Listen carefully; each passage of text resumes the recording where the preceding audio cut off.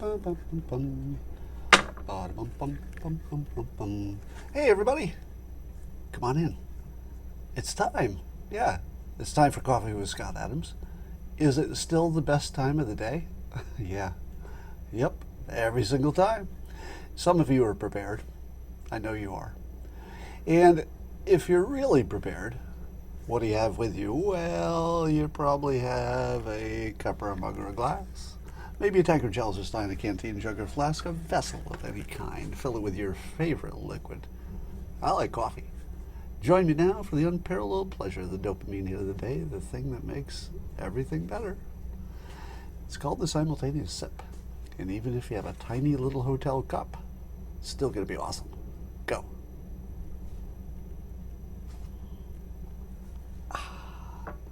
So I'm in Tahiti at the moment, which is a stopover from Bora Bora.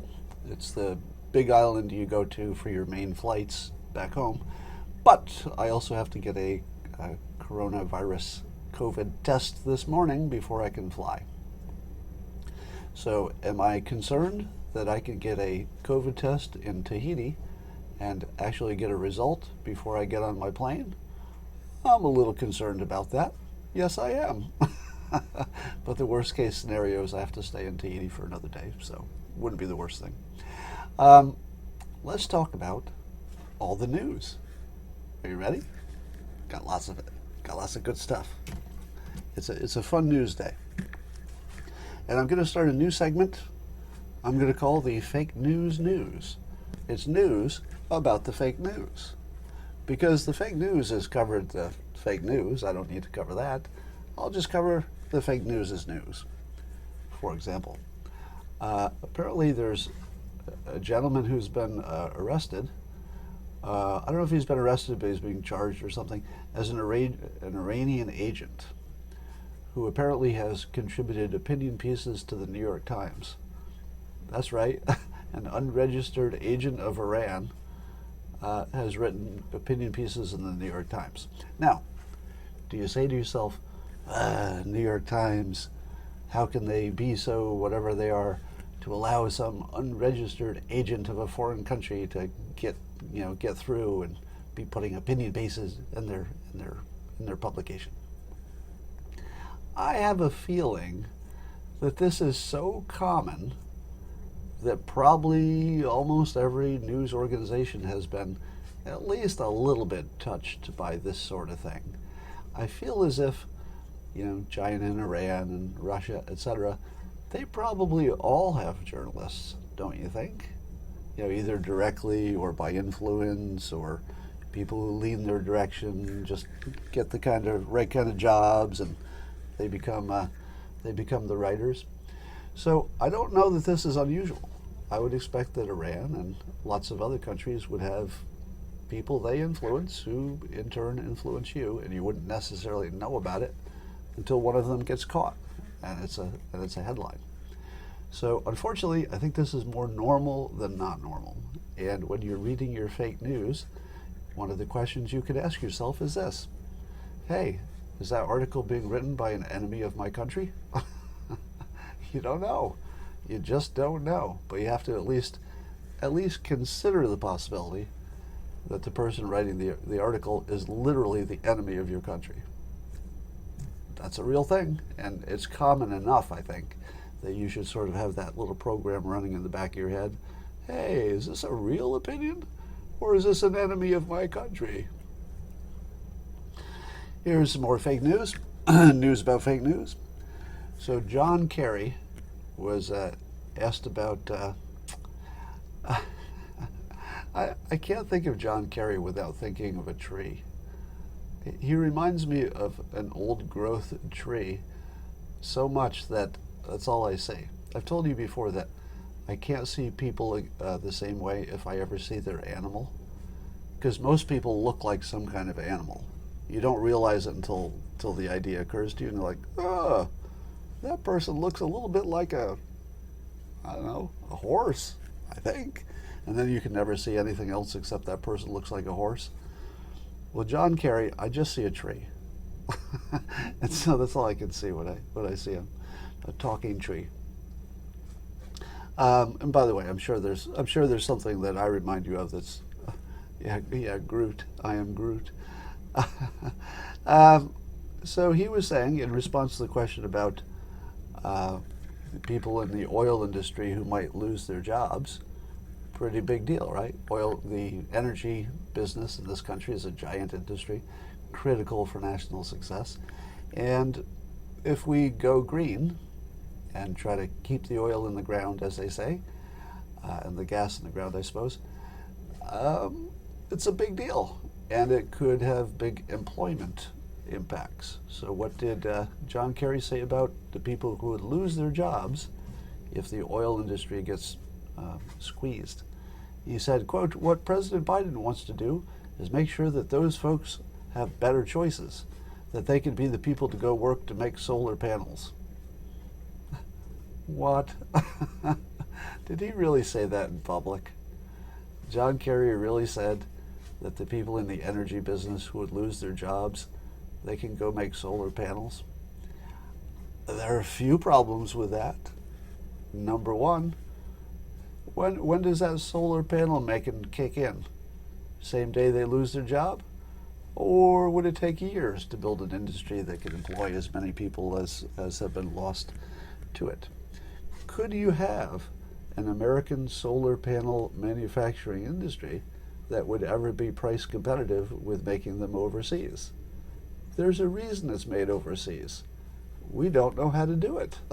We don't know how to do it inexpensively compared to where it could be done somewhere else. So is there going to be a domestic solar panel industry when they can't possibly make them in a way that they can make a profit? Now, maybe, and I'd like to think this is true, automation will make it possible to do that and be competitive with China. Because if China needs robots to make stuff and we need robots to make stuff, it ends up being about the same price. It's only when people are making stuff that they get the big advantage. So maybe we can make solar panels cheaply enough, but if we make them with robots, that's also not labor, right? The only way we can compete on price, and that's the only way the Green New Deal energy stuff will work, is if it's economically competitive. Only way you can do it is without labor, I think. Just economically it makes sense. I don't know how you can do it with labor when our labor is more expensive than other countries. So that's the first problem. There's a timing problem, but it's not really the same people. That's the problem. Do you think that the oil industry people who get fired are living in the place where the solar factory will be? Do you think the people in Pennsylvania will say, if they lose their job, do you think they're going to say, "Oh, good, pack up the car, we're going to go live in, I don't know, sunny someplace else and make solar panels"? Well, some will, but here's the thing that makes it fake news. And I'm sure that CNN, for example, will never say what I'm saying. That it is true that they might create new jobs with this green technology. At the same time, it's true that there will be jobs lost in the more traditional, older energy companies. But what he's not telling you is that the people who get the new jobs will be different people. That feels really important to the story, right? Hey, 1 million people will lose their job, but don't worry, there will be 1 million new jobs for other people. The people who are going to lose their jobs still have a problem. Unless that solar panel factory springs up the same day they lose their job and they have the right kind of skills and it pays the right amount of money. I mean, there is a lot of ifs in this idea. And so what makes it fake news is that leadership is all about tough choices, right? Now, is it a correct but tough choice to move the economy toward a more of a green industry? Hard to know. In the long run, of course, we need to get there, but it's a question of timing. And do you do it economically, or do you rush, etc. So there are very smart people I think Mark Cuban would be an example of a very smart person who would say that the green new technologies are really good. They're going to be good for the economy, good for jobs, etc. I hope I'm characterizing his opinion correctly, that the green new energy business could be quite a hopping thing. Um, but if it's different people and it doesn't happen at the same time, shouldn't you tell the public that? Shouldn't that be one of the things you say? Look, public, I know this isn't going to be easy, but we have these reasons we want to do this. We think it's good in the long run for the country. But it's going to take some sacrifice by this group. This other group will get the benefits. They'll get jobs over here, and this state will lose jobs, and nothing's going to happen for you. You're just going to lose jobs. But this other state will do great because they're going to build some green factories. That would be honest. Honest leadership would be, it's going to hurt, but some other people will do better. And on average, that's where we need to be as a country in the long run, so there's just no way around it. That would be leadership. But they can't say that because they don't want to lose a state. So they have to lie and say that those people losing jobs, well, just get other jobs. All right, you're all watching the news about GameStop, right? How many of you understand that story? So the basic story that a bunch of individuals on Reddit got together and decided to massively, collectively buy stock in this one company called GameStop. Now, this is having the effect of being a so you can see in the comments, there's lots of yeses.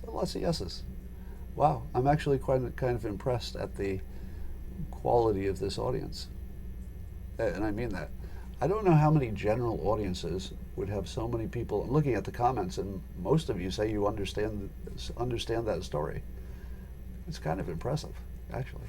Jesus, look at the number of people in the comments who say they actually understand that story. It's a complicated story. I thought I was going to have to explain it to you. Wow. I think some of the smartest people in the internet are on this live stream now. This is amazing. I'm very impressed. Now, I suppose it's the people who understand it who are going to comment, but even still, I'm surprised. But let me give you the basic idea for if anybody doesn't know how this works. So there are big companies called hedge funds who try to make money by driving down the price of a stock. This is not good for the company that owns that stock because people are just manipulating their stock. The way they would do that is they would buy a contract, if you will, that says they will make money if the stock goes down. Now, if you see that a bunch of smart investors with a lot of money have just made big bets that a stock will go down, what are you going to do? If all the smart people just made giant bets that a stock is going to go down and you own that stock, you want to get the hell out of there, right? Because it's going down. Not only are they telling you it's going to go down, but they make it to go down. That's the manipulative part, right? There might be some stories that come out about some bad things happening at the company. They may be true, they may be more opinion. You don't know. But the big hedge funds have the power to drive down the price of a stock, which does nothing for you, does nothing for the company. Now, in some cases, they would argue that they're just adding efficiency and they're driving down the price of a stock that deserves to be driven down. In other words, they're not destroying good companies, they're destroying companies that have some issues. But keep in mind, they've gone after Tesla. Imagine if they had driven Tesla and a business. That was a possibility, I think. I don't know if they had that much power, but they did try to drive down the price of Tesla at one point, which makes Elon Musk not their friends. Let me just say that Elon Musk is enjoying watching the short sellers get taken. At least that's the reporting. So here's how it works, if I can explain this easily. Let's say you own some stock in a company called GameStop, and I can go to you and I can say, hey, I would like to borrow your stock for X amount of time, specific amount of time, And at the end of that, I will give you your stock back. And you would say, well, why would I let you borrow my stock? Why the hell would I do that? And there are two reasons. One is I'll give you a fee for borrowing it. You could think of it like interest, but it's not. It's like a fee for borrowing it for a while. And so you'd say, okay, I get a fee. But what about when you give it back to me? That stock might not be worth the same amount. I'll give you 100 shares, and when you give 100 shares back to me, are they still worth something? Because if the stock went down in the meantime, I got a little fee, and that's cool. But when you gave me my stock back, it wasn't worth anything. It went down to, $1 or something. So you would have lost. As the person who let me borrow your stock, you would be a loser in that case. Why would you do it then? Why would you ever let me borrow your stock? Well, the only reason you do it is that you think the stock is going to go up.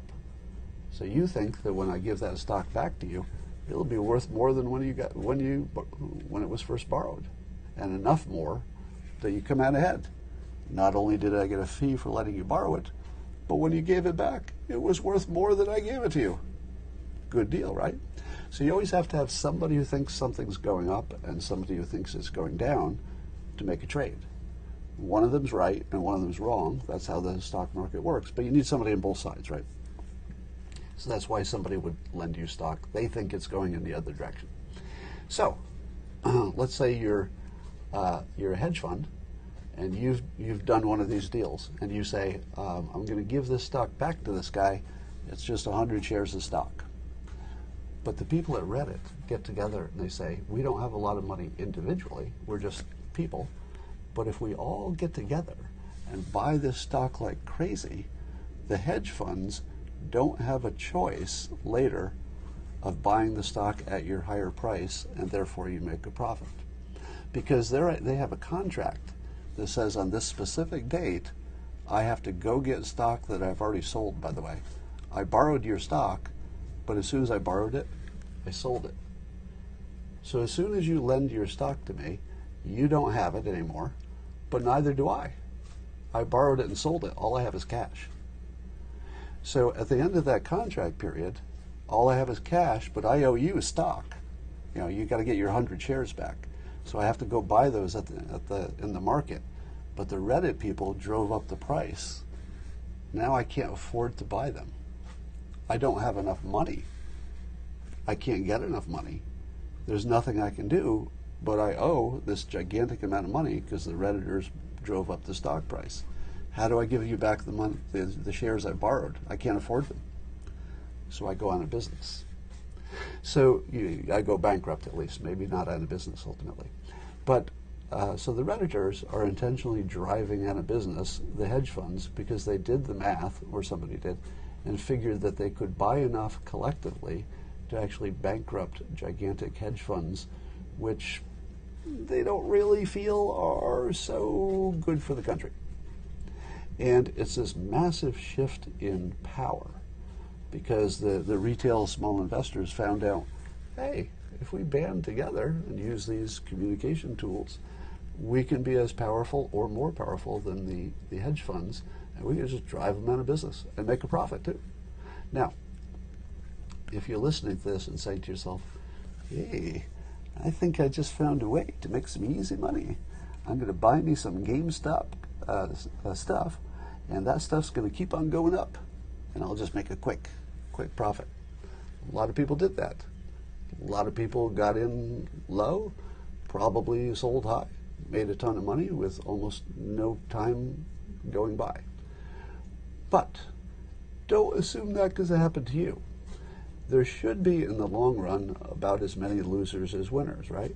Because there always has to be a buyer, always has to be a seller. Otherwise, there's no transaction. So in the long run, you're going to get, I don't think this is exactly true, but something closer to as many winners as losers.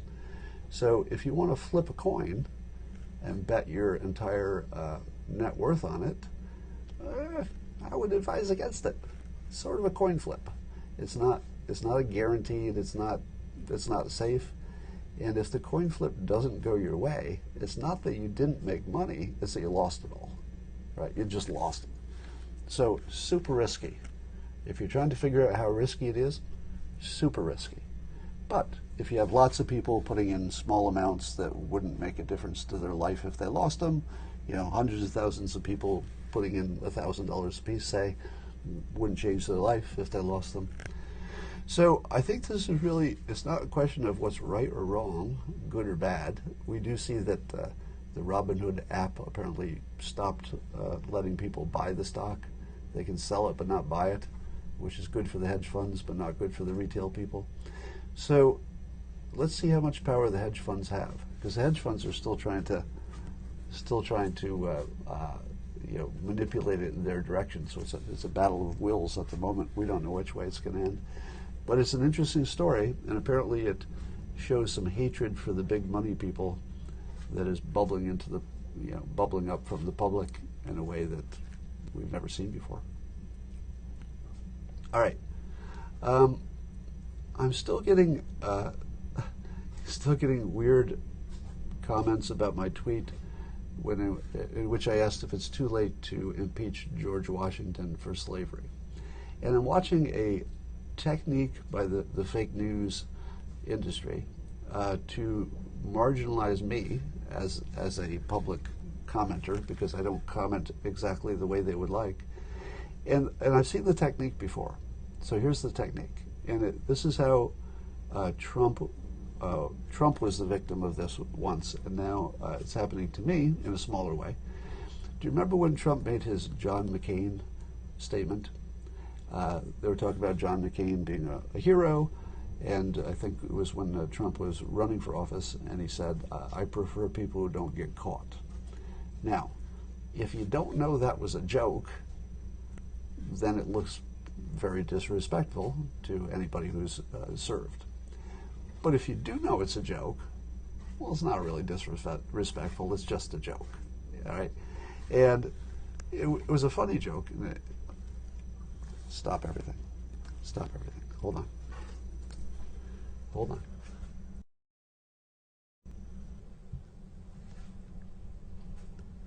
I just had to show you what it looks like out my window right now. That's crazy. Take a look at that. If you're listening on podcast, I'll get back to our scheduled program. But the scenery here is just a joke. It's just crazy. All right. Back to John McCain. I know that's what you really want to talk about. So what the fake media does is they will misinterpret somebody, say Trump, and then I'm going to tell you how they do it to me. They'll start by misinterpreting something that was clearly a joke, and they turn it into, oh, it's a disrespectful thing. If they repeat their misinterpretation enough, the misinterpretation becomes the truth, at least in terms of the public.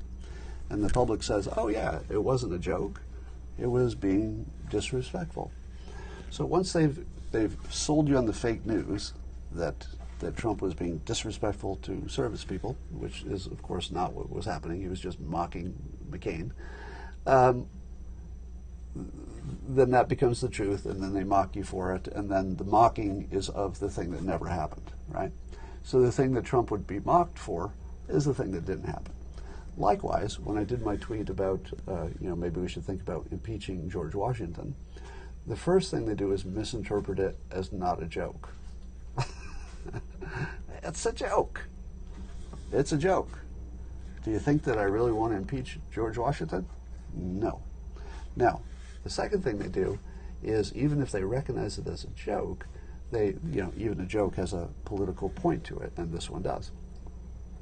Now, the point I'm making is that it would be a complete waste of the public's time and the government's time to impeach Trump, because he's not going to run for office again.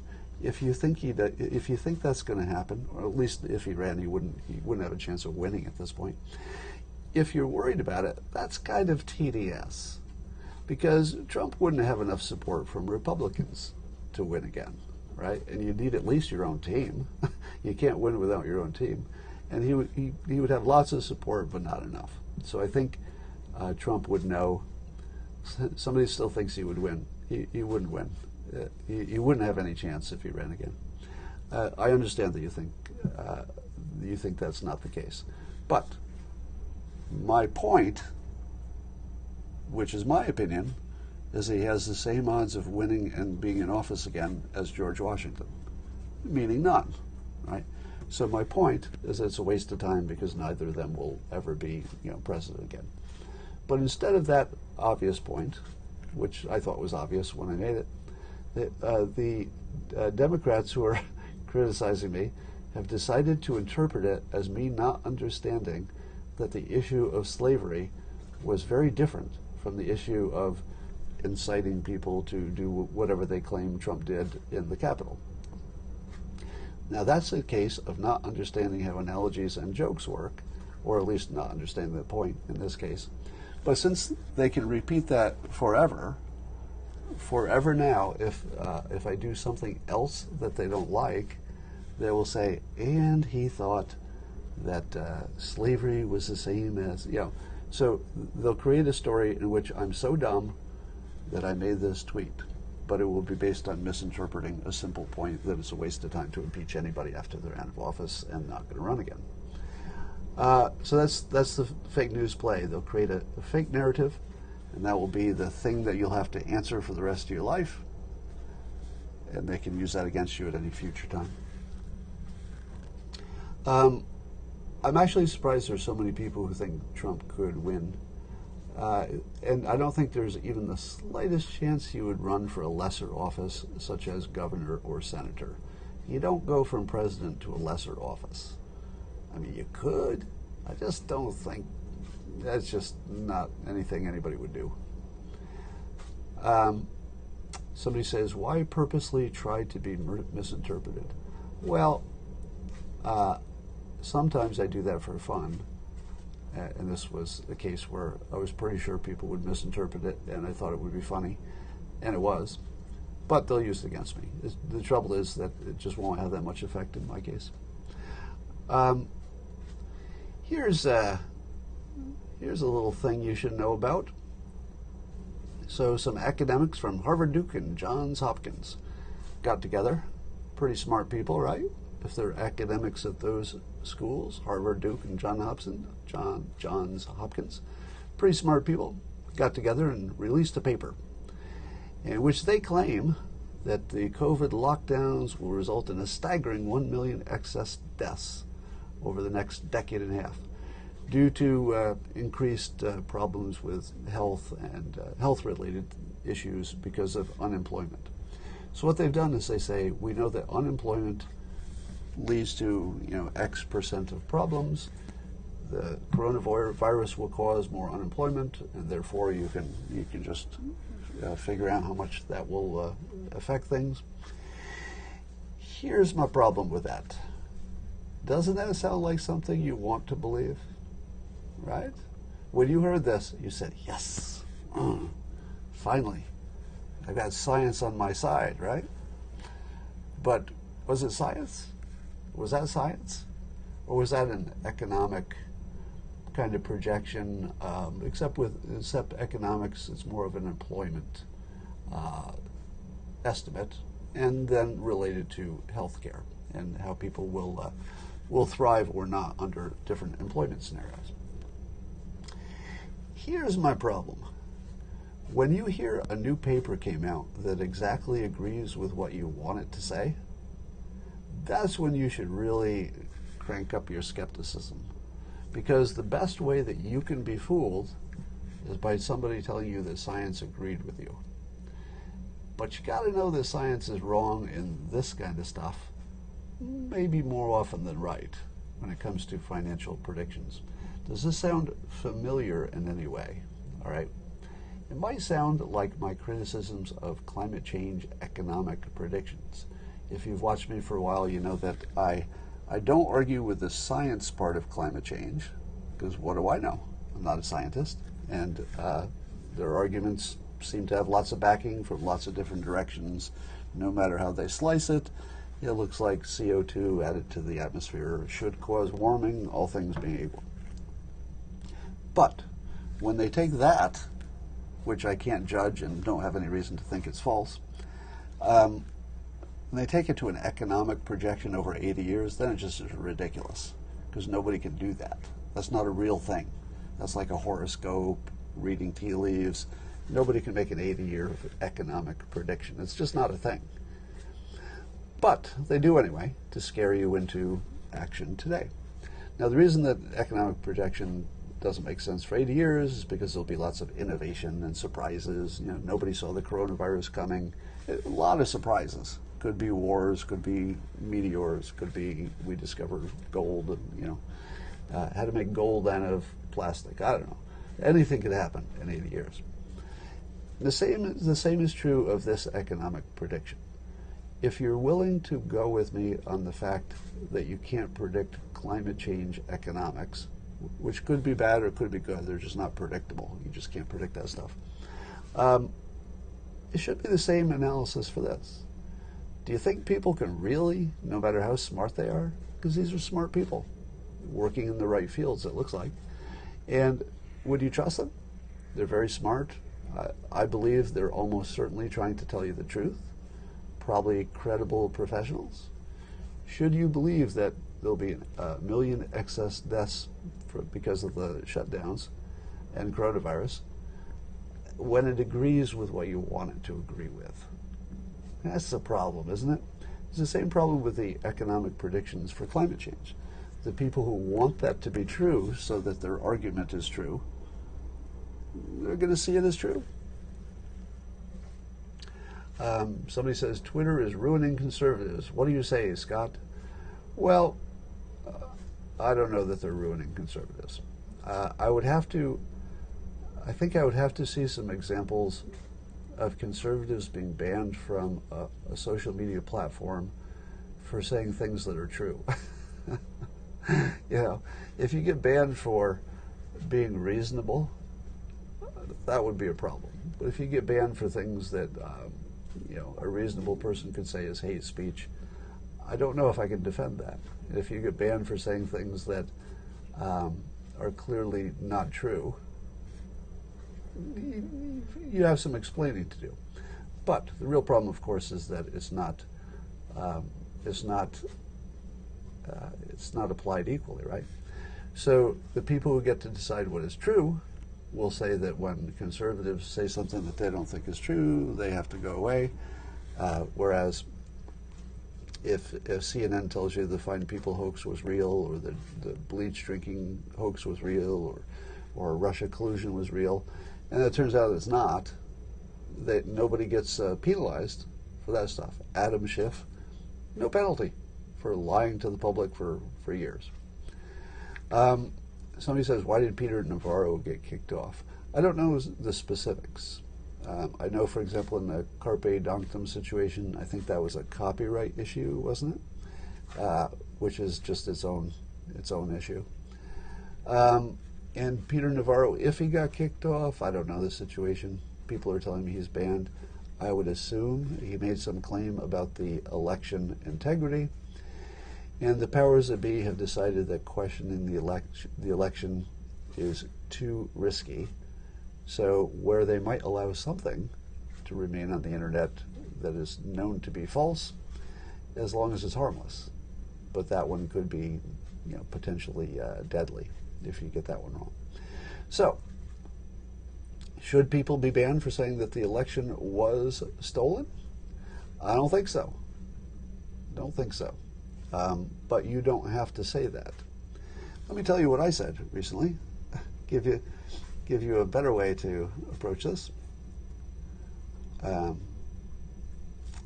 which I'm pretty sure I wrote down here. Maybe I didn't. Oh, here it is. So here's something I tweeted which has not gotten me banned yet. This is a technique which I've taught you before, which is you take people's opinion that you believe is absurd and you agree with it, and then you amplify it. So agree and amplify. So instead of saying, I think this election was stolen, for which there is no court-approved proof, and then getting banned by social media, here's what I say. I agree with the narrative, but watch the way I do it. So here's me agreeing with the narrative, and I tweeted yesterday, in my ongoing effort to avoid being canceled, so I've set the stage. So people know that whatever comes is because I'm avoiding being canceled. And then I say, I hereby agree that an absence of court-approved proof of election fraud is proof it did not happen. Courts are the ideal place for those challenges. Software systems are unhackable, and full election transparency already exists. What did my critics say when I said that? Because I just described the narrative that's acceptable. But because I'm associated with, a political side, whether I think that or not, I'm associated with it, people are going to need to argue it. Which part of this, $100 per word removal, I see where you're going with that, but that's a different topic. Let me read the pieces of this again. People call this sarcasm or satire. Let me see if you can find any satire or exaggeration or sarcasm. I'll read the parts again, and here's the clever part. There isn't any. There's no hyperbole in here. There's no exaggeration. There's no satire. I literally wrote the mainstream narrative down. First part, that I said I agree that an absence of court-approved proof of election fraud is proof it did not happen. Now, as you know, absence of proof is not logically proof of absence. But that is the narrative. It's what George Stephanopoulos says. It's what CNN says every day. It's what MSNBC says every day. It's what the Biden administration says every day. I'm agreeing with them that the lack of proof is proof that it doesn't exist. Now, the fact that that is a famous logical a logical fallacy, it isn't my fault. It isn't up to me to defend having an opinion which is a logical fallacy, and like a famous one. It's not even a remote one that not too many people have heard about. It's like one of the most famous logical fallacies, that an absence of proof is not proof that there is nothing there. So I simply stated the exact belief that's coming from every direction with no exaggeration. Are you with me so far? You're with me so far that there's no exaggeration in that. So is that sarcasm? Is that satire? It's literally what they're saying. If I had extended it, that would be satire. If I had made it something it wasn't really meant to be, sarcasm maybe. But this is actually precisely what it is. There's no deviation from what I said from the actual official narrative, that a logical fallacy is the policy of the government and social media. Literally, that's the policy. How about the second part? Courts are the ideal place for these challenges, the questions about fraud. Now, do you believe that courts are the ideal place for this? Well, you could argue that the court said we don't have jurisdiction. So that would be a variable. The courts have said it's too late to make this challenge in some cases. They've said that there's a technical problem in some cases. But that's you. I mean, that might be something you say, but not me. I agree with the mainstream narrative that the courts are not just a good place for that.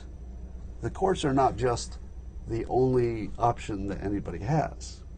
It's way better than that, because the courts have shown that there's no fraud. And if they can do something that powerful to show there's no fraud without even looking at the evidence, they're ideal. Because see how inefficient it would be to have a court case and people would present evidence and it takes months and you need a jury and it's very expensive. Well, that's not very ideal, is it? That's not ideal. The ideal is they don't even have to look at the evidence, and they can still conclude with certainty that there's no fraud. That's ideal. It's ideal. So if I agree with the narrative that the courts, they got this, that you couldn't even come up with a better place to take these court challenges, it's ideal. And you know that and you're thinking to yourself, Scott, they don't think it's ideal. They think, and this part I'm not making up, that the courts have settled it. They don't say the courts have mostly settled it. They don't say the courts have given us an indication that everything's all right. They say, unambiguously, completely, the courts have decided on this, it's done.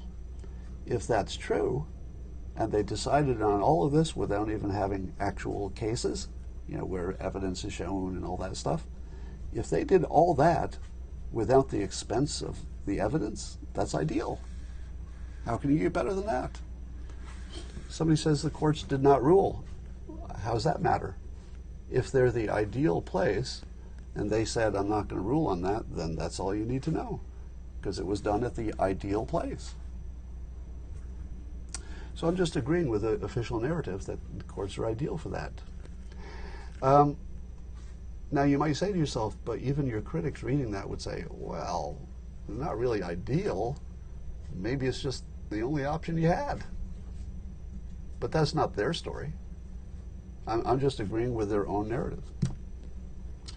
Then I also said that software systems are unhackable. That is their position, because there's lots of software involved in the accounting, etc.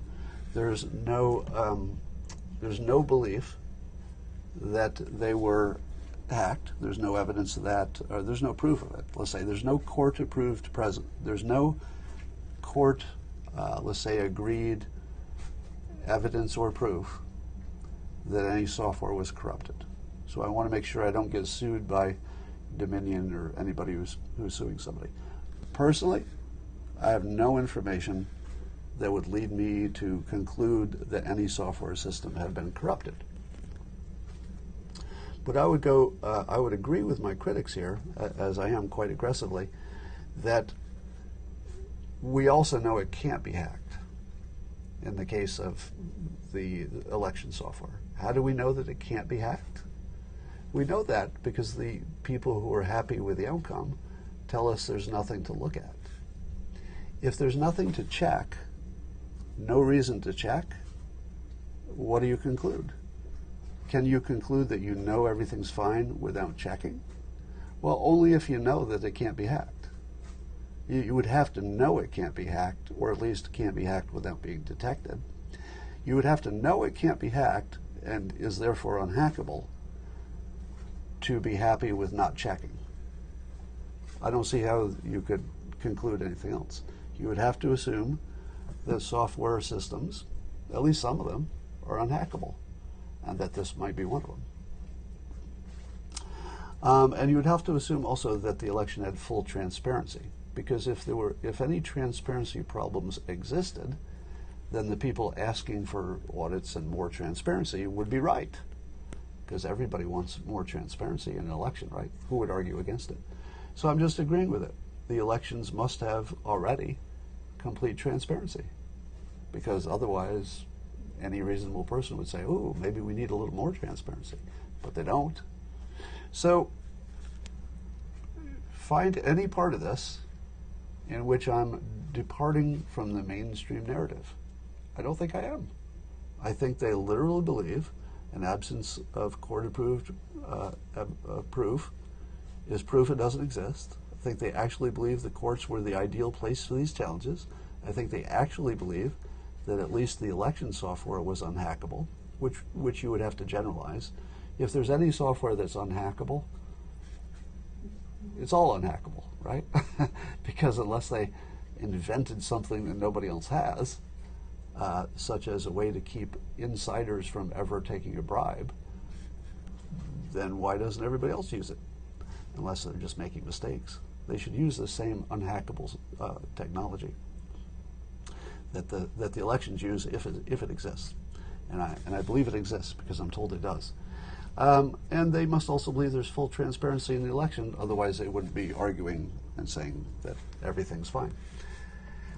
So that would be an example of aggressive agreeing with people. And how much pushback do you think I got on that tweet?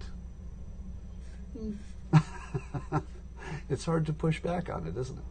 The only way you can push back on that tweet is by disagreeing with your own opinion, because I agreed with your opinion.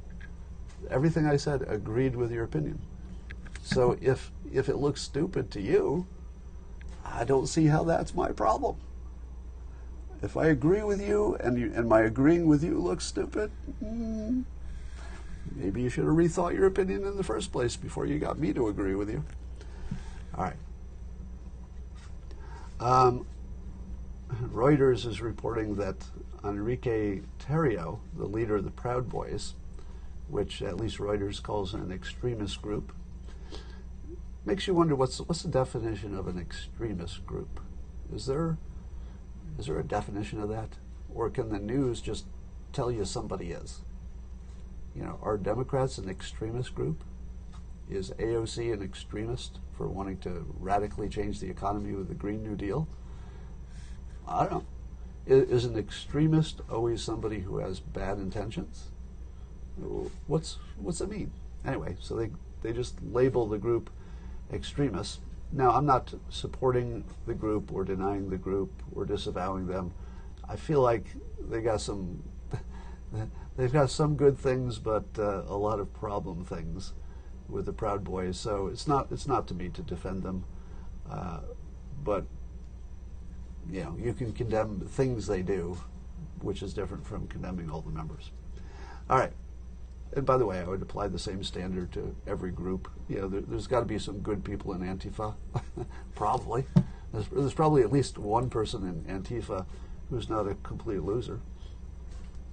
So anyway, he's being accused of being an informer, a past informer, for the feds and local law enforcement. And apparently they say he's repeatedly worked undercover for investigators after he was arrested in 2012. According to a former prosecutor and a transcript from 2014 from federal court stuff. So, what do you make of the fact that the leader of the Proud Boys is a well-known informer, police informer, or law enforcement informer? Do you think he was doing the same thing with the Proud Boys? Or is that the biggest coincidence in the world? Is that the biggest coincidence in the world? That's a big one. That's a big coincidence. Yeah, somebody's saying it's a psyop. Can't rule it out. I don't have any reason to believe he was. But he's an interesting character, and I would say if I were a member of the Proud Boys, the day that I learned this, I would not be a member of the Proud Boys anymore. Yeah, you can do whatever you want, and I suppose just getting a new leader might be all you need. But if I found this out, that my leader was a well-known police informant, I'm pretty sure I would change organizations or form a new one or something. Gordon Chang, who is very anti-China, maybe as much anti-China as I am, he writes in the Hill that the Chinese leaders did not test Trump militarily. They didn't push him, but they're already pushing Biden. And this part blew my mind. This is what Gordon Chang writes in the Hill. He says that President Xi, looks like he is going after Biden, as it is clear Chinese leaders think, or at least thought, they could bully the new American president. Now, that's the kind of statement where you say, how do you know what anybody's thinking, right? And that's kind of a stretch. But Gordon Chang supports that statement by saying, how do we know that? He goes, the derisive comment of Di Dongcheng, a professor at Renmin University, were recorded and publicly circulated around China. Di basically claimed that China would be able to determine outcomes in Washington if Trump lost the election. That's pretty shocking, right? So in other words, we actually have a recording where somebody who's a professor at a university that's well controlled by the Chinese government, and he was willing to say in public that China would be able to determine outcomes in Washington if Trump lost the election. What? They're saying it out loud. that if it's Biden, they can push him around, and that Trump, they weren't willing to push him around because it was too risky. Wow. Now, will you see this story in Reuters? No. Will you see this story in CNN? No. MSNBC? No. No, you won't. So it's left to pundits and people like me and people like Gordon Chang to tell you that story. I think we've reached a point, especially with the ability to communicate anywhere, anytime. Adding to that the fact that humans are bribable and there's a lot of money in the world, I feel as if we're reaching the point where every government is just going to be controlled by outside money because they can. And the way, it looks like the way governments will be controlled is through the news. So if you try to control the government by, let's say, bribing or directly controlling an American politician, well, you can do that, but that's a little risky, isn't it? Controlling a politician. If somebody finds out the politician took a check or did a paid speech for some other country, yeah, you're probably going to find out. There's going to be a record of it somewhere. It's a bad look.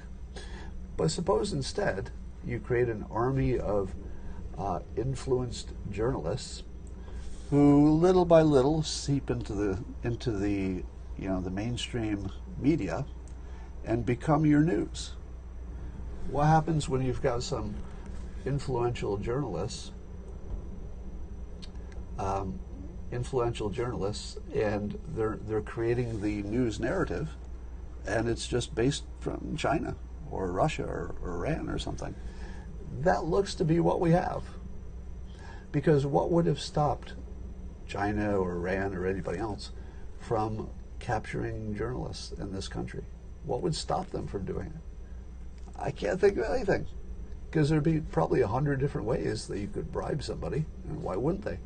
I'm sure we're doing it. We must be doing it in other countries, right? So the new war, if you will, is an information war. I hate to say info wars, but maybe somebody who came up with that term understood what was coming better than anybody else. And that is World War III, essentially. World War III is what we do with cyber plus what we do with information warfare. So we are in deep information war with China and Iran and our other adversaries. And I don't know if we know it. It's hard to win a war you don't know you're fighting, right? So China could actually conquer the United States just with changing the news narrative. And, looking at the way things are going, it looks like they have a good shot at it, right? So, our country is given its information by stooges. So here's a question for you. Do we know how much influence China in particular has on different news organizations? Do we know? I don't know. Somebody is mentioning Andy No, GNO, no. And apparently he had to move out of the country, or he did move out of the country because of death threats against him and his family for just reporting. That's it. He just reported mostly on Antifa and Black Lives Matter protests. But for that, his family was targeted. He got lots of death threats and has moved out of the country. Are there any Democrats who've had to move out of the country yet because of death threats?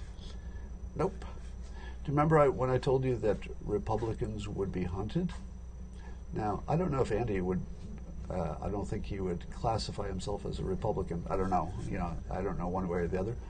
But since he was clearly reporting on stuff that the left didn't like, and I think he gets, Andy's probably has more followers on the right, he would be associated with them. Now, when I said Republicans would be hunted, and people would say to me mockingly, give me one example of that. Well, there it is. Andy No. He was hunted. Literally, they found his family, they found his home, and they did threats against him and his physical home. He was hunted. he had to leave.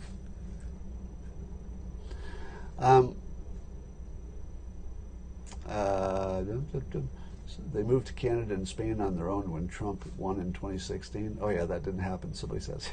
Yeah, nobody really moved. Rand Paul was hunted by his neighbor, right? Steve Scalise was hunted by that shooter, but that was, different situation. Twitter must really be afraid of Peter Navarro's Navarro report, you say.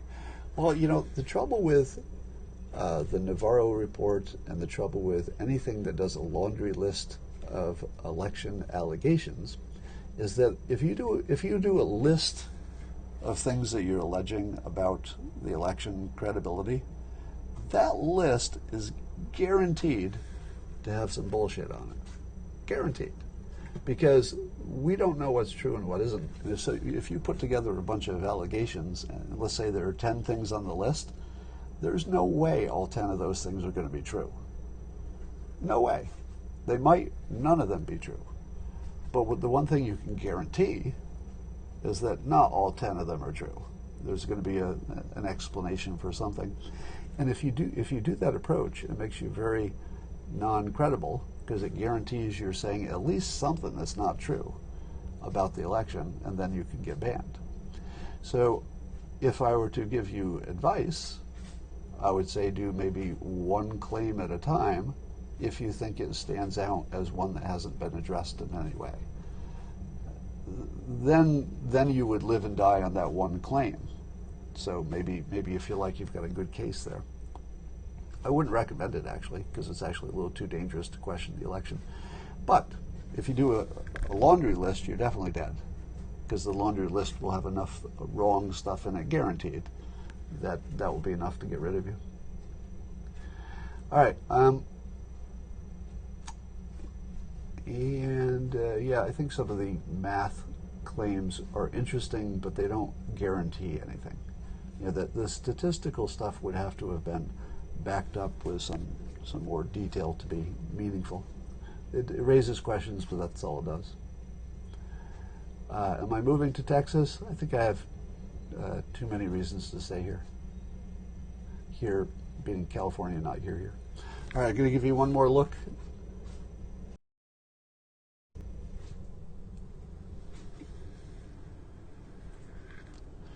We're here in Tahiti on the way home to the States tonight.